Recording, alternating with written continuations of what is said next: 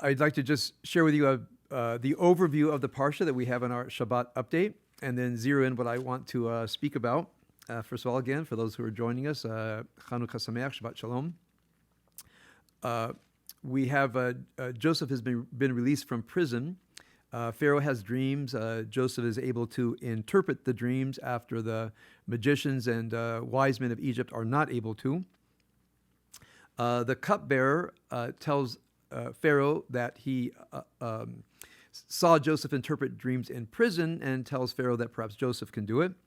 Joseph is summoned, interprets Pharaoh's dream. Joseph advises Pharaoh to find a wise person who can oversee Egypt during the years of plenty, preparing for the years of famine. Joseph is appointed. Joseph is given a new name, Safat Pa'aneach, which seems to mean the one who can interpret Tzafun, what is hidden. He has a new name, has two children, Ephraim and Menashe, and he prepares for the famine. The focus goes back to Canaan. As the plot begins to take shape, the brothers now have to go down to Egypt because of the famine. So not only is Joseph overseeing the years of plenty for the years of famine, it's also setting the stage where the brothers have to go down to Egypt.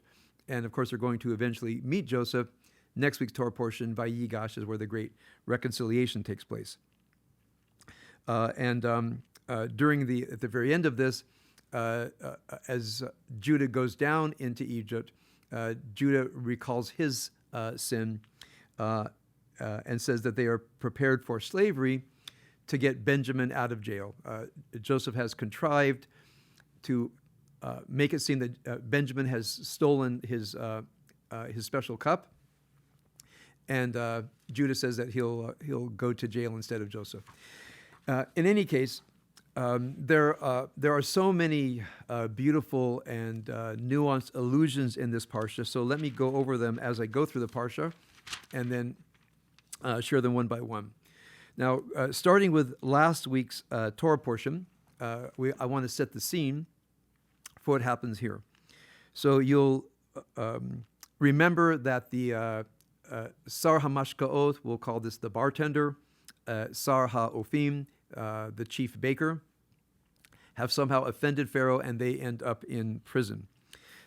Now, remember, Joseph is in prison. Sorry, I'm doing this bit out of order. Joseph is in prison because Potiphar's wife has accused Joseph of trying to have sexual relations with her. Now, we know enough that if Potiphar had actually believed this, Joseph would have been executed. The fact that he's put in prison instead tells us that Potiphar does not quite believe his wife, but has to do something about it. By the way, Potiphar is introduced in this section. I will here now go back to chapter 39, verse 1. Potiphar, it says Potiphar, a saris paro, literally means eunuch, but probably not here. Saris probably means a high officer. Sar hatabachim. So Potiphar is identified as Sar hatabachim, literally the minister of the butchers, but probably just means the kitchen. A mitbach in modern Hebrew is a kitchen. So he's the one where the food is prepared.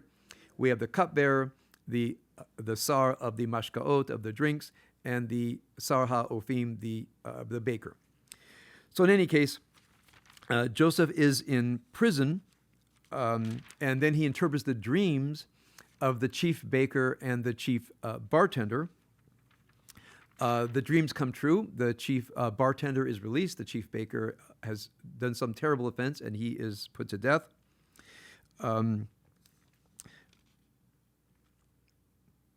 If we now go to the very end of last week's Torah portion, chapter 40, verse 23, it says, Velo zachar sar hamashkim et Yosef vayishkachehu. So the cupbearer, who's released from prison, was foretold by Joseph when he interpreted his dream. It says he did not remember Joseph, but rather forgot him. Remember, Joseph had asked the Sar HaMashkim, please remember me when you get out. We're going to go back to verse 14. chapter 40, verse 14. If only you would think of me with yourself when Pharaoh benefits you, for you'll do me a kindness, if you please, and mention me to Pharaoh. Then you would get me out of this building. For indeed I was kidnapped from the land of the Hebrews, and even here I've done nothing for them to put me in a pit. Meaning, I didn't try to seduce the wife of Potiphar.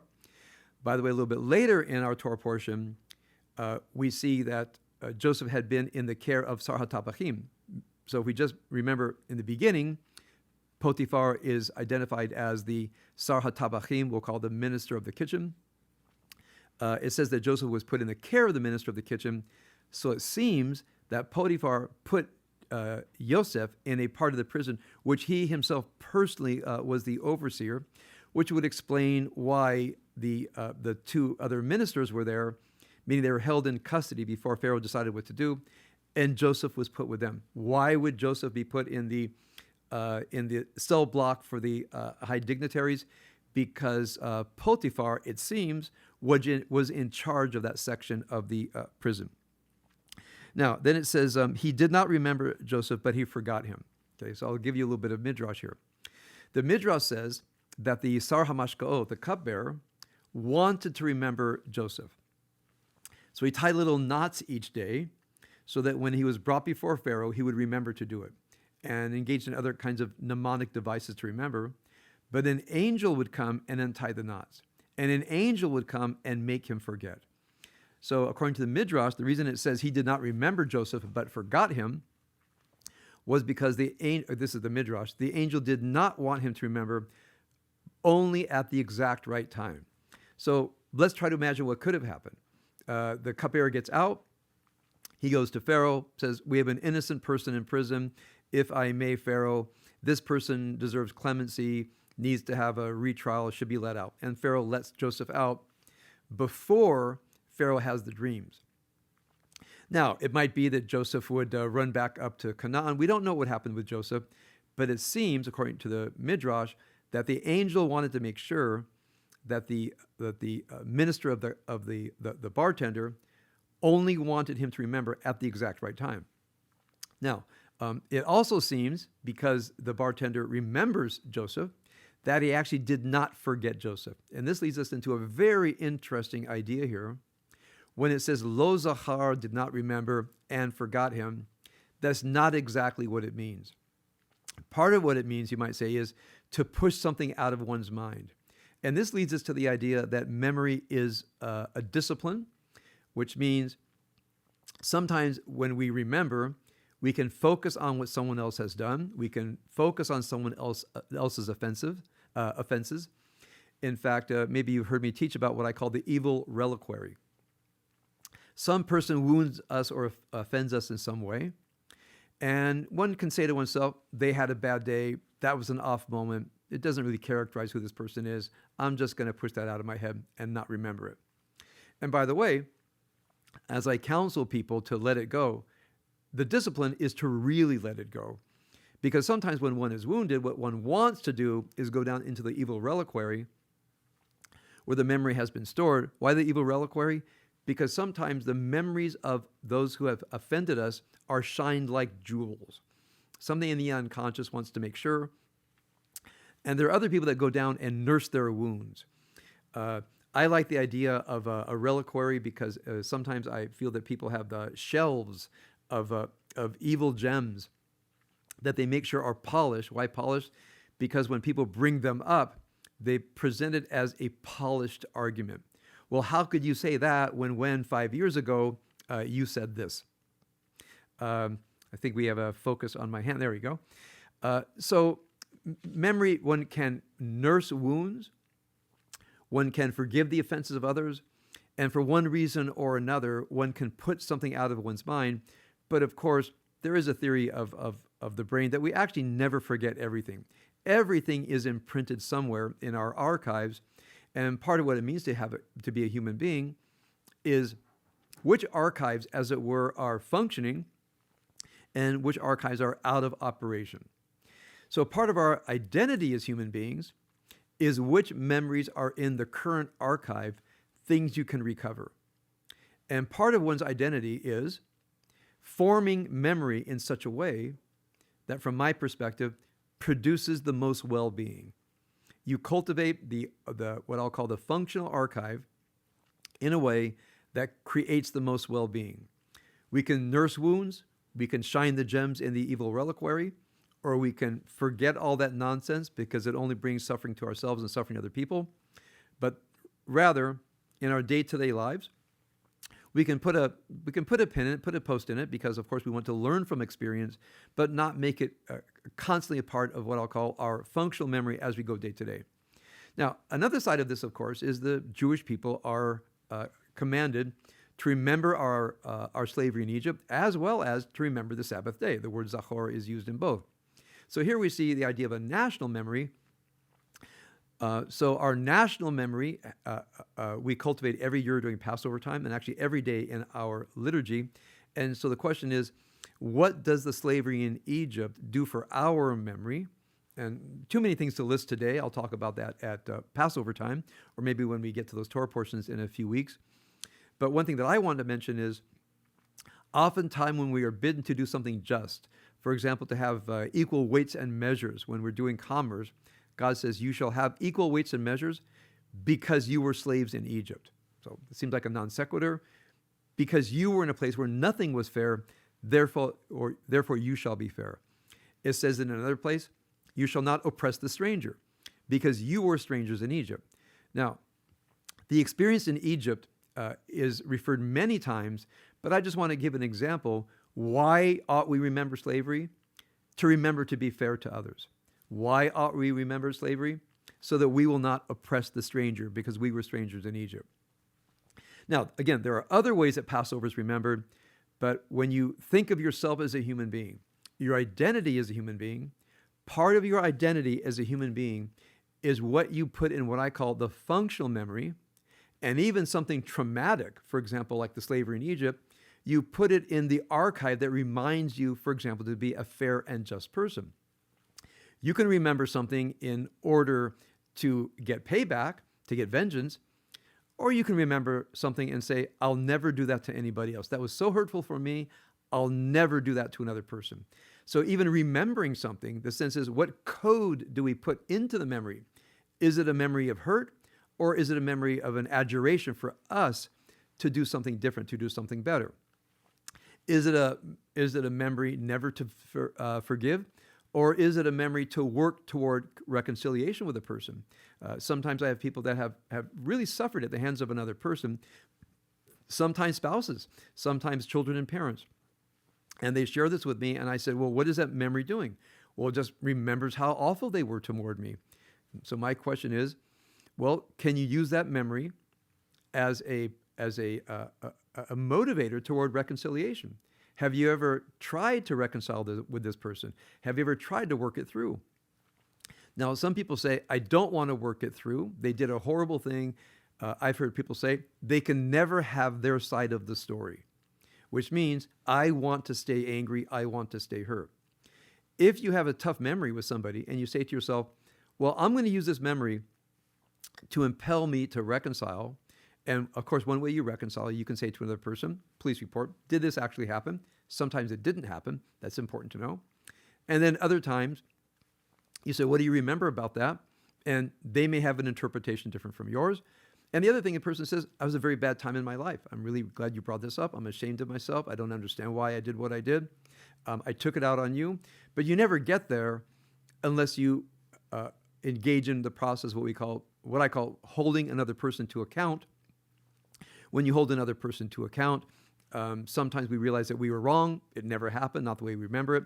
There were nuances, or another person might actually apologize. So memory is a discipline, and memory is a discipline that creates our identity, and not just what we remember, but I'm going to say into which folder of the archive we put it, and how the memory functions in our identity as a human being. So why would the cupbearer, as it were, repress the memory, meaning it's there because it was so quickly brought out when Pharaoh said, who can interpret my dream? Now, one thing that people forget is that people don't like to remember debts, especially the debts that they don't know how to fulfill. My interpretation of this is the cupbearer already knew that he was on very tenuous ground with Pharaoh and perhaps was afraid to bring it up, because here's a person that just got saved from execution and says to himself, am I going to now argue for a Hebrew slave and perhaps enrage Pharaoh? So maybe he knew that he was already on shaky ground. So there's many reasons where people forget a debt. Now, a debt, what I mean here is a moral debt. Now, what Joseph says is, do kindness to me. We're not exactly sure of what the kindness that Joseph did for the cupbearer, except for foretell the future. But I'm sure he was very relieved when Joseph told him that he would not be executed, that somehow Joseph had brought God into the cupbearer's destiny. And in some way, this was a chesed. And he said, remember me for a chesed. Now, so again, I'm going to just use this as a musar haskel, something that we should remember for our own growth as human beings. If you were to review your life and remember the chesed that other people have done to you, either you personally or in general, do we remember those chasadim? Do we remember the gemilut chasadim of other people, the way that people have responded to us with kindness? And one thing I've seen with people is, again, this depends on one's personality, the shape of one's memory. Sometimes we don't remember the kindnesses. I mean, we say this in a colloquial way, what has a person done for me lately? Which means those kindnesses were back then. What about now?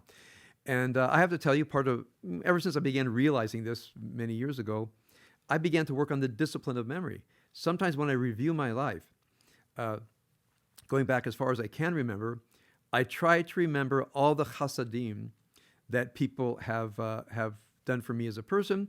And I'm going to include many of you viewers, the chasadim that people have done to support our congregation, to help our congregation through tough times, to help our congregation thrive, to help us arrive at this new place of what we're doing now. On one hand, going online, there are benefits and disadvantages, of course. But one of the advantages is we get to spread the message of how to practice inner life Judaism, especially in the study of Torah. Well, many of you are responsible for that. So we always try to remember, even in a tough time, what are the chasadim that we have experienced? Who are these people? What motivated them? And how can we be like them? So I know that some of the things I've done in my life is out of gratitude for the chasadim that people have done for me and us. In a sense, I want to, as it were, pay that debt in another direction, but take the sense of the moral debt of obligation and fulfill the obligation in service to others. Now, I'm not saying this is anything special or important about me. That is a very common theme with a very common idea in the theme of gratitude. Gratitude should propel us to action. Now, a little bit more on this idea of forgetting. I want to go now on to when Joseph names his son. Remember, Pharaoh has dreams of the grain and the cows. They're plentiful and then they're withered. Remember, Joseph's career, as it were, began with his having two dreams, sharing it with his family, which partly gets him thrown into the pit. Joseph is known as the Cholem, the dreamer. So now Pharaoh is the dreamer. He has two dreams, and Joseph, because he's a dreamer, and God gives him not only the capacity to dream, remember his dreams, interpret his dreams, he has the capacity to interpret the dreams of other people. So Cholem is a key part of Joseph's identity. Many of you know of a very fortunate, I think it's a homonym in Hebrew, that the word lahachlim means to heal in Hebrew, and a chalom is a dream.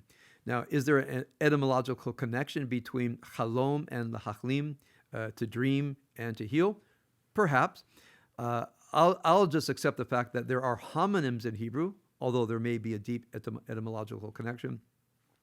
But if it is a homonym, it's a very happy one. Okay, I'm getting thumbs up. It's a very happy homonym, happy meaning fortunate, because it takes us what I'll call into the Jungian archetypal realm, that dreams can be an agent of healing. And that's one thing, whenever somebody wants to start depth work, one of the first things I say is start to remember your dreams, learn how to interpret dreams, because the rabbis say that a dream uninterpreted is a letter unopened. Back in these, when people sent, we have young people here. People used to send letters in envelopes. If you did not know that, so a dream uninterpreted is an envelope. We'll say an email not read. We'll put it that way. An email from God, not from anybody, but a message from God that is unread. The rabbis say that every dream is at least 1/60th prophecy, meaning a message from the divine, and some, of course, even more. So Joseph is the cholem. I'm going to connect it, at least in a happy midrashic way, with lahachlim, to heal. Now, I'm going to go to a few more things. When Pharaoh has his dream, look in chapter... Sorry, I'm jumping all over the place. By the way, I think this is one of the... I teach the Torah portion in Miketz about every 7 years. Why? Because this Torah portion is almost always the Shabbat of Hanukkah, in which I used to do my so-called Christmas sermon, and I'm postponing a version of that till 2 o'clock this afternoon. I hope you all join me. So as I studied this Torah portion, I realized this drash is not very polished. And I thought to myself, well, I think because from now on I will be teaching Torah portion Miketz, I have a few years to polish the midrash, and I hope you don't mind that I'm bringing out what I hope is an uncut diamond, although it might be an uncut piece of gravel. I don't know. But I'm bringing the, as it were, unedited, uncut form. I'm trying these ideas out, and as time goes on, I hope to polish this. Look in verse 24, chapter 41, verse 24. This is Pharaoh's complaint. And Pharaoh says, El ha-hartumim, Pharaoh says to the magicians, the wizards of Egypt, Ve'ein magidli, and there's no one to tell me what it means.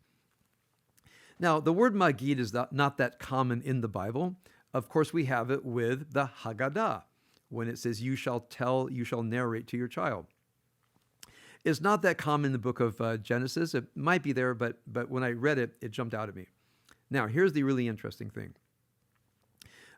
If we go back to when Jacob has the encounter with the Ish, some say it's an angel. I think it's his brother. There's no firm way to decide with whom Jacob had the wrestling match. But Jacob limped away from that wrestling match. And then it says, oddly, and that's why the people of Israel do not eat gid ha-nasher. Gid ha-nasher. Over in Genesis, it does not explain what that means. So the commentary that I read said, it's always been translated as the sciatic nerve. That makes no sense. In such a great literary document as we have, for them to tell us, oh, by the way, it was the sciatic nerve. I remember reading that and I thought to myself, that means actually nothing. But when I look at the word magid and the term gid with a nun in it, for the Hebrew mavens out there, the word lahagid, the reason that we don't have a 3-letter root is because there's a nun in there. Man-gid is never said. We say ma-gid. So gid with a dagesh, again, this is for the Hebrew grammarians. It may be because the letter nun has been swallowed up. Therefore, what would the full name of the don't eat this, whatever this part of the body is? Magid hanasher. Now, this is complete midrash, but rooted in Hebrew grammar, meaning nobody that I know is interpreted this way. It may be completely fallacious, so we'll call this drush. A drash is when there's something in the text that substantiates it. A drush is an idea that pops into your head. That's a common way to distinguish things in the world of darshanim, in the world of interpreters of the text. But now, if it says ein magidli, that takes us back to Jacob's encounter with what I'll say Esav, and he's not to eat of the gid hanasheh. Now we have to ask ourselves, what is gid? What is nasheh? Now we're into something that is really interesting. Those of you who can foretell the future know that I'm already pointing to Joseph's son. So we're going to go forward a few pages. When Joseph names his sons. Now, please go to Genesis chapter 41, verse 50. It says, to Joseph were born 2 sons. To Osnat, the daughter of Potiphera. Most commentators say that Potiphera is Potiphar. And so he and his wife have forgiven Joseph to the point that Pharaoh marries their daughter to him. So there's a big backstory here. How did Joseph and his father-in-law and mother-in-law reconcile after all that happened? I'm going to call this part of Midrash Joseph, just as we have the unwritten Midrash Rebecca. Something very deep happened here, at least midrashically.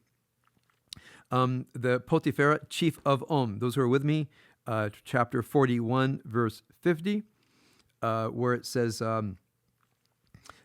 he is a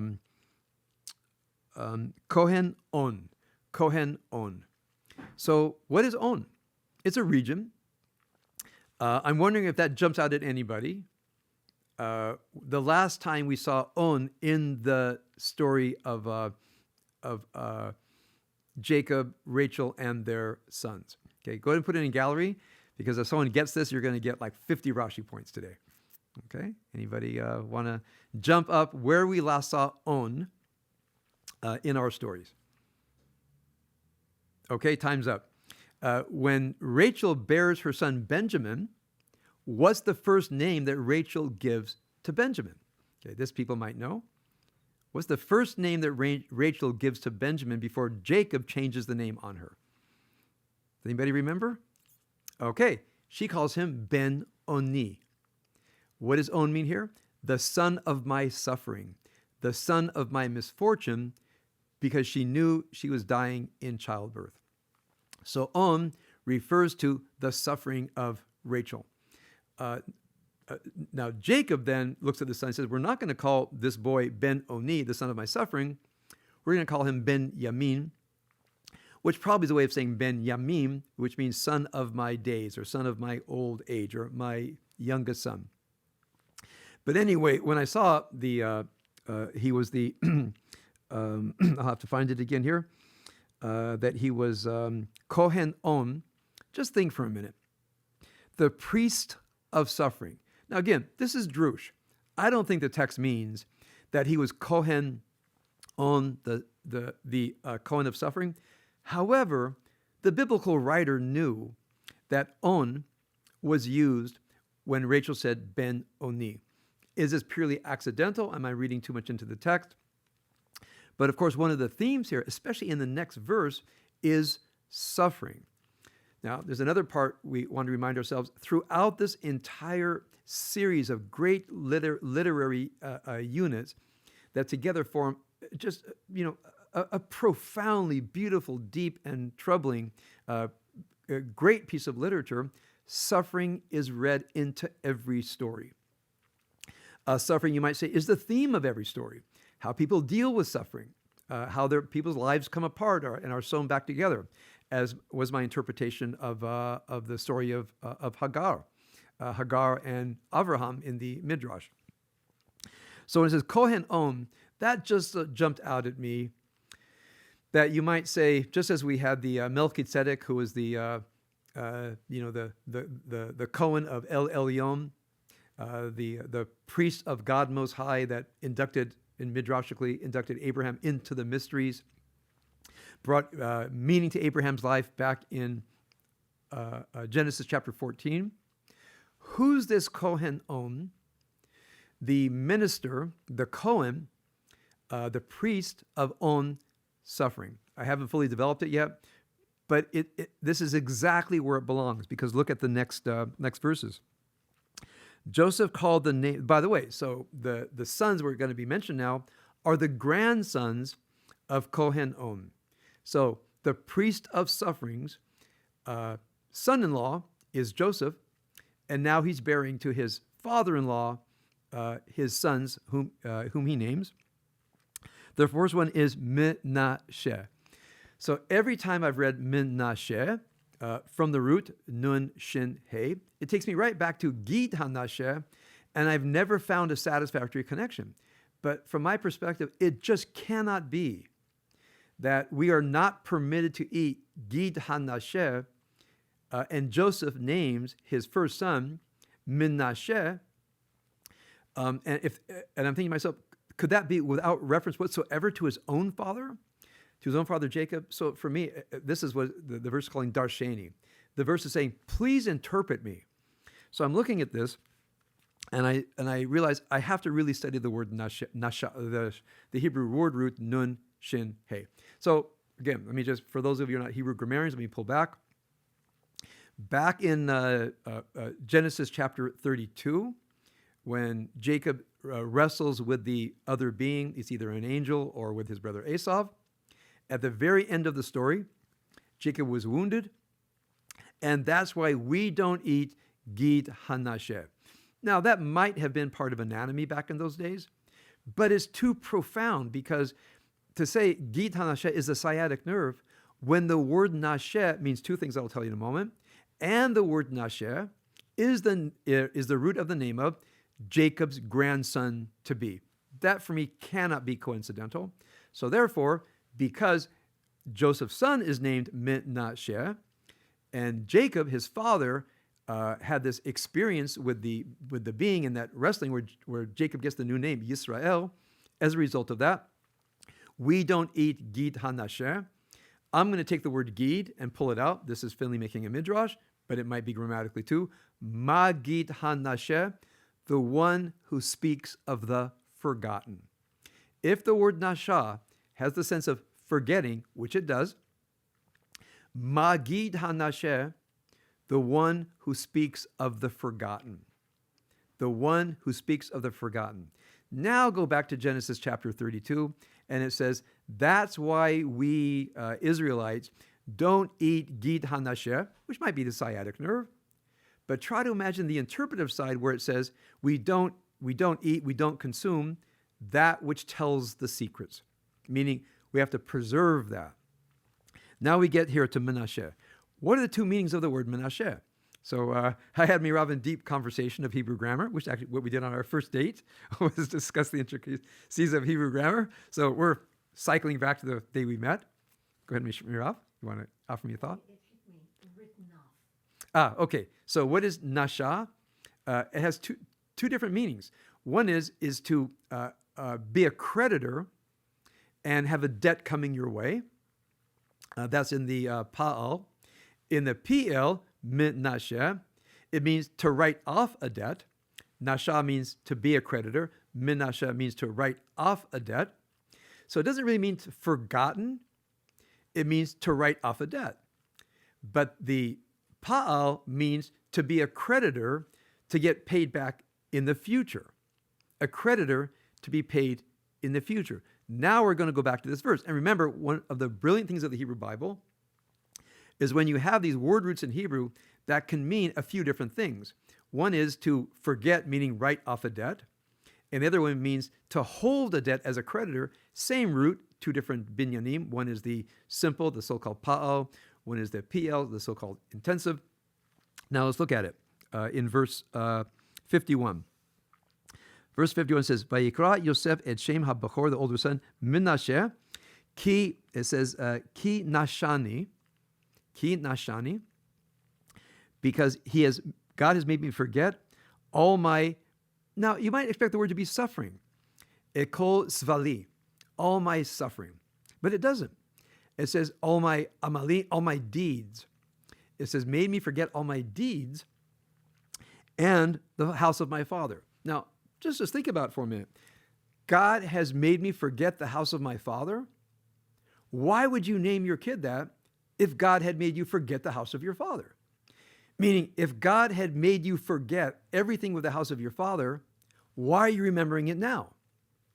So now we have this very odd thing, for example, that the chief cupbearer, it says, Lo zachar vayishkachehu, he didn't remember but rather forgot about him. He obviously didn't, because at the most opportune time, he did remember him.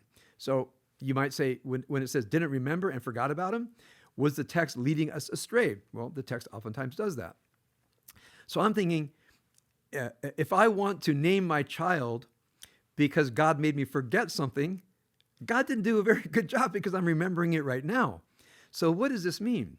Now let's take it as creditor or write something off. Now the word amali makes sense. God has, as it were, held it as a credit. All my amali, all my actions, all my work in my father's house. This makes so much more sense to me. So I'm going to offer, by the way, this is rooted in Hebrew grammar. This is not something that's a drush. This is actually drosh rooted in the grammar. It could mean God has helped me write off all the amali, all the work that I did there. Okay. Doesn't mean to forget, I don't think. But then what if it's nasheni has made me a creditor, which means the debt will be paid from everything that happened in the house of my father.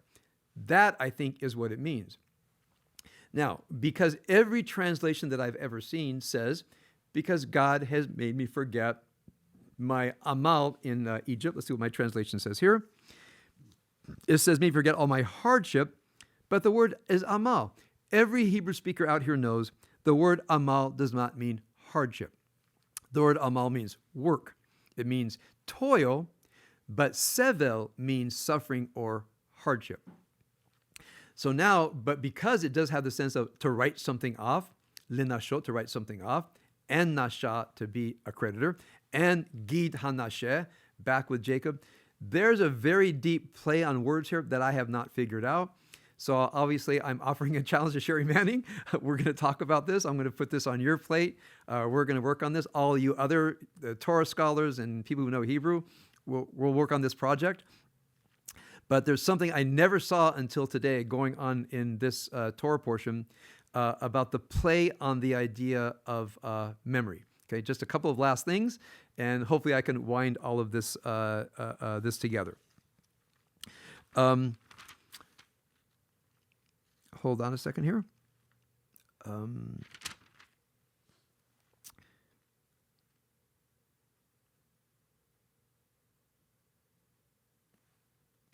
Look in 42 verse 7. 42 verse 7. So now this is when the brothers come to Egypt. Yosef is in charge of distributing the rations to those who came down to Egypt, meaning selling them to help Egypt get through the tough time. So Joseph saw his brothers and recognized them. Yakirim, we've done years of work on the word lahakir. We're not going to do it this year. We'll come back to another time. Folks, there are so many deep word plays. In fact, I thought of a name of a little pamphlet on words plays is something like, what did I think of to myself this morning? We have the Word of God, and then God's words, meaning wordplay in the Bible, this deep wordplay, not punning, but this deep, deep wordplay. For example, through our Torah portion, we have Zachar, remembering. We have Nakar, to recognize and to be estranged. And now I'm going to put in Nasha, in all the beautiful word plays that are almost impossible to express.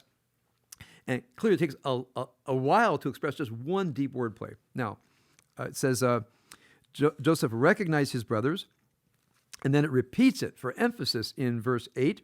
By the way, for those of you who haven't been with us all this time, the word haker goes back to Judah, with Tamar asking Judah, do you recognize this signet and ring? We have it with in the encounter between Jacob and his father Isaac. So the word lahakir, haker, it also next week's Torah portion. So this is a motif, a theme word that we'll have to talk about perhaps next year. But I want you to know, even this word, and he recognized them, is repeated for emphasis here, because the Bible is telling us this is a deep theme word. It says, Vayaker Yosef et Echav. This is in chapter 42, verse 8. Vehem lo hikiruhu. But they did recognize him. Next verse. Verse 9. Vayiskor Yosef et halomot. Et ha-halomot asher halam lahem. Okay. It's a repetition of the word halam. Et ha-halomot asher halam. He remembered the dreams. Does this mean he forgot the dreams? That in seeing his brother, the dreams came back to him? I'm thinking to myself that part of Joseph's identity is that he's a cholem. So what does it mean that he remembered the dreams? It could be as when the sarha, when the minister of the cupbearers, he remembered Joseph, which means, this is my interpretation now, He took it out of his operative functional memory, put it in the archives because wasn't sure what to do with it. So for Joseph, I'm going to now praise Joseph, if here it means take out of the functional operative memory, where Joseph says to himself, if I keep nursing the dreams I shared with my family, and that they threw me in a pit out of hatred for me, they called me the dream boy, and they sold me into slavery, and all the things that happened, if I focus on that, I will get up every day and my life will taste like dirt. I'm not going to dwell. I'm not going to soak in what others did to me. I'm going to have to put that aside. So that's the skill of what I call of admitting that trauma happened. You work through it enough, and then say to yourself, it's not part of my identity. It happened to me. It left an imprint on me, but I'm not going to make it part of my functional operative identity. I can't get rid of it. I'll put it in the non-operational identity, maybe have to deal with it now and then, as I and you have done with our trauma. I don't want to get up every day and remember my trauma. What I want to do is remember every day all the beautiful, thriving things for which I'm grateful. You can't get rid of those things. You do have to visit every now and then. I call that shadow work, but not operational. So when it says Joseph remembered his dreams, which he had dreamt, part of what this means for me is what I'll call that the experiences, the trauma that he had put in archival memory. He sees his brothers, it comes back to him immediately. He's flooded with the memory of the dreams. He sees his brother, the dreams come back, everything comes back. Now, what does Joseph do in the next sentence? In the next sentence, Joseph says, Vayomer Alehem, this is in chapter 42, verse 9, and he says to them, Meraglim atem lirot ervat haaretz batem. You are spies. You've come to see the nakedness of the land. Well, first of all, and I don't know what to do with this, a key part of our story is the Meraglim, the spies who spied out the land of Canaan from Egypt to Sinai to Canaan. I'm not sure if we should make too much of this. I'm not going to do it this year. But when he says, you are spies, he's already putting into motion the contrivance, the test, in order to put them to the test, whether they will save their brother Benjamin, and at the end of this parsha, where it seems that they will. So when he says, you are spies, in the gap of, he remembered his dreams that he had dreamt. You are spies. In the gap between those two phrases are Joseph's being flooded with memory and Joseph immediately knowing what he had to do to reconcile with his brothers. Now, I'm going to have to speed through what happens next. You can read the parsha that Joseph, they come, he puts the goblet in Benjamin's bag, they arrest Benjamin, that he's a thief, and at the very end of our parsha, by the way, it's very, very pathos-inducing in chapter 43, verse 30, when he first sees Benjamin in chapter 43, verse 30, 30, Joseph rushed from the room because of his love for his brother had been stirred, and he wanted to weep. So he went into a room and wept there. That is so deep. That is so deep. And on our theme of memory. Because Joseph, in remembering all of this, when he sees his younger brother Benjamin, the second son of Rachel, who was named Ben-Oni, son of my suffering, he sees his brother Benjamin, and you might say everything, the whole trauma of his family, it's my interpretation, rushes back to him. And Joseph, in my mind, is suddenly aware of two things, again, in my mind. On one hand, everybody has agency. Everybody is accountable for what they do. And on the other hand, life sets us up. I'm going to quote one of my favorite lay theologians, Bill Burr, the comedian. So it's a taste. If you don't like Bill Burr, I get it. I happen to love Bill Burr. So Bill Burr, great comedian. He's doing a comedy show in Atlanta, and so he assumes that they're all evangelical Protestants going to church, and he's making fun of them. He says, I don't go to church. I can't figure it out. And he said, on one hand, we're taught that God's in charge of everything and that God is good. So why would have God made me the way I am? And he enters us in this utterly self-deprecating monologue about himself, using words I don't want to say today. He says, I'm a pretty awful human being. I'm mean to everybody. I make fun of everything. Did God make me this way? Did I make this way? I can't figure it out. I don't go to church. I wanted to save him. I wanted to write Bill Burr a letter and say, oh, you have this whole idea of God's, the all-powerful God wrong. I didn't. But that idea of, if God's in charge of everything, do we have agency? And if we have agency, if we are free moral agents as human beings, it means God is not in charge of our agency, which means if we truly have free will, God cannot be all-powerful. Now, people try to fix that. Oh, God gave us the free will. I'm going to forget about all that. We have free will. We have moral agency. I think that is true. And on the other hand, you get a sense throughout this narrative that there is a hidden hand of the divine shaping these narratives. I cannot figure it out. Do we have agency, or is something, as it were, guiding us through things because it leads to an end? Maybe even we don't know what that end is. Maybe we don't see it in our lifetime. Maybe it's the next generation or the generation after this generation. We don't know the full effect of the deeds. If we are the pebble in the pond, we don't know where the ripples go. I mean, it led me into a very, very deep thing, a very deep meditative state of thinking about all the events that produced me, my family, brought all of you today. What brought you here today? Which ripples in your life brought you here, brought us together? What ripples in my life brought this Torah portion to me and all the great teachers who taught me how to do this?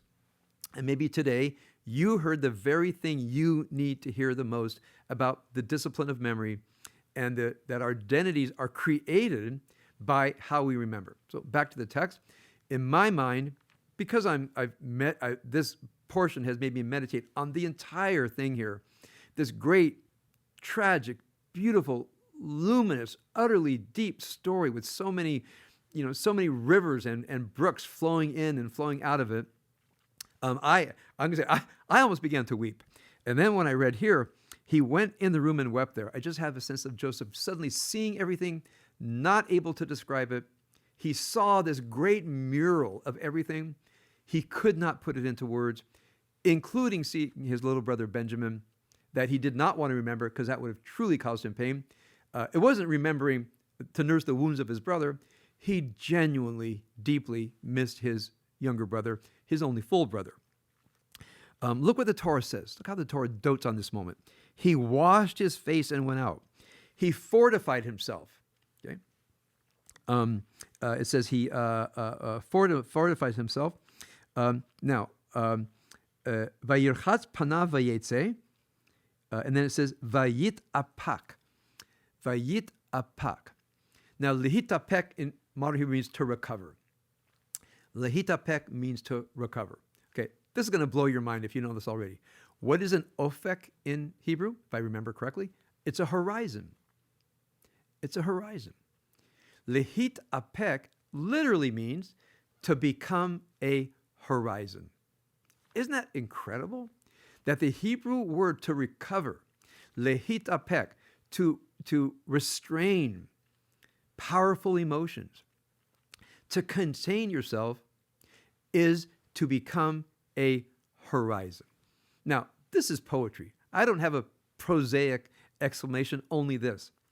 Sometimes when we are deeply in a moment, we are sunk in a moment, and we have emotions flooding through us, and the moment is so deep and so powerful, you got to see the horizon. You got to see all around you. You got to see where you are in the moment. There are forces beyond you that have flooded into this moment, and perhaps remembering that his son, like he lost his mother, and that his father favored them, and his brothers, who seems to be both having wicked moral agency, but also in some way victims of circumstances. Their father did not love them as much as he loved Joseph and Benjamin, just like Rebekah loved Jacob. And then we go back to the favoring in the story of Isaac. Ishmael was pushed out, Isaac stayed, all the way back to Cain and Abel, all the way back to Cain and Abel. So when Joseph, as it were, horizoned himself, isn't that beautiful? Joseph horizoned himself. He washed his face. He horizoned himself. Suddenly he could see the entire horizon. And then he said, serve food. Let's get the food out here. So he took everything inside. And I think if I'm correct, that the idea of Ophek is meant here, when Joseph could see the horizon, he said, I'm going to get on with the process of reconciling. I can't leave this undone. So Joseph is the agent. Just to take this to the end, we have the final test. Benjamin is going to be put into prison. And now the brothers are now remembering not only what happened. We already know that they began to remember what happened. But what does Judah say at the end? That Joseph was going to put Benjamin into prison. Judah arrived with his brothers. They fell to the ground before him, and Joseph said, what have you done? Do you not realize that a person like me practices divination? Meaning, did you think you could get away with stealing? Now, they understand the double meaning here. So Judah said, what can we say? How can we speak? How can we justify ourselves? God has uncovered the sin of your servants, not the stolen goblet. The goblet was never stolen. Joseph knew that. It says that look at this. I don't have enough words to do all the play on words. But in verse 15, the Hebrew, when Joseph says, the translation is, I'm a diviner, it says, Halo yadatam ki nachesh yenachesh ish asher kamohi. What is nachesh? To speculate, to guess, to divine. It's also the nachash in the Garden of Eden. I wish I had time to take you through the journey into the underground rivers of that word and why it appears here. I'll have to do that another year. He says, so I'm a diviner, something to do with the snake in the Garden of Eden. And now they know he doesn't mean this contrivance of the goblet in Benjamin's sack. He's uncovered our sins, meaning the sin back in the amal, in the activities back in Canaan. We are ready to be slaves to my Lord, both me and the one in whose hand was the goblet. And Joseph says, it would be sacrilege for me to do this. The man in whose possession the goblet was found, only he shall be my slave. As for you, you can go. Now, the rabbis divided this Torah portion perfectly. If you want to know what a cliffhanger is, and you didn't know what comes next, and let's say you've never read the Bible before, but you're a master of literature and archetypal psychology, you get all these words play, and Joseph said, no, I'm keeping Benjamin in prison for the rest of his life. He's going to be a slave. You can go home. Tune in next week. Tune in next week. If this were a TV show, the producers would be flooded with emails. You cannot do it. What if it said, tune in next season, if this were the season closer? When it says here, you go in peace, you've got to turn the page into the next Torah portion, which in many ways is the apex of the book of Genesis.